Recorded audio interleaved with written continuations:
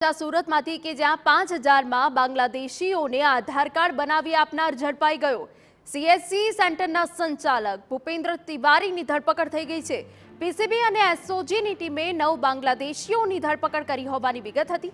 આરોપી પાલઘરના સીએસસી સેન્ટરનો સંચાલક બહાદુર રફીક 20000 બાંગ્લાદેશી ટકા આપીને ભારતમાં ઘૂસ્યો હતો। ભારતમાં ઘૂસ્યા બાદ 5000 આપીને આધાર કાર્ડ બનાવ્યું હતું।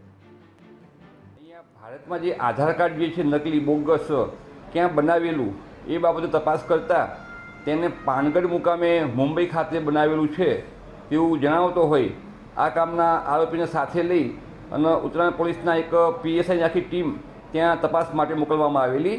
તો ત્યાં તપાસ દરમિયાન એક ભૂપેન્દ્ર તિવારી કરીને જે છે એ વ્યક્તિ મળી આવેલી।